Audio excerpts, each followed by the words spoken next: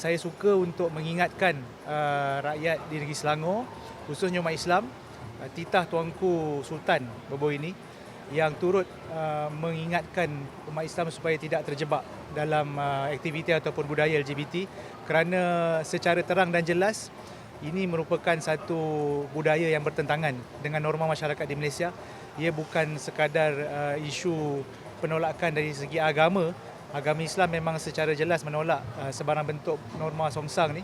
Agama-agama lain pun sama. Kalau kita lihat agama selain daripada Islam pun tak bersetuju dengan budaya dan nilai yang cuba disebarkan di Malaysia. Jadi LGBT ni bukan budaya rakyat Malaysia, bukan budaya orang Timur.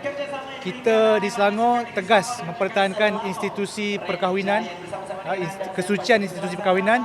Maksudnya kalau secara normal lelaki dengan lelaki adalah bukan normal, tetap normal. Lelaki dengan perempuan tu normal. Jadi lelaki kena jadi lelaki lah. Mana boleh lelaki pakai bikini.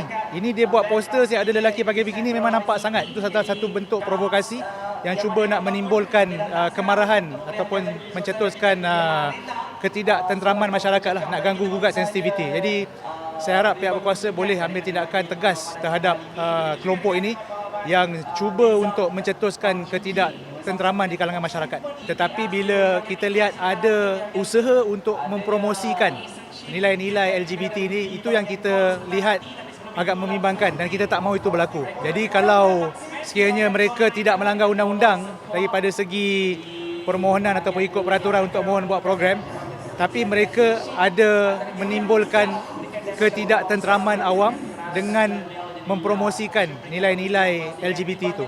Jadi ini yang kita minta pihak berkuasa ambil tindakan siasat. Sekiranya ada pelanggaran undang-undang, ambil tindakan segera. Mungkin boleh tarik balik lah lesen, pemberian lesen tu. Kalau boleh mereka tak payah buat lah. Nak buat apa? Kalau nak buat aktiviti perkemahan, riadah buat riadah. Jangan sebar-sebar perkara-perkara mengarut ni. Kita di Malaysia tak iktiraf LGBT.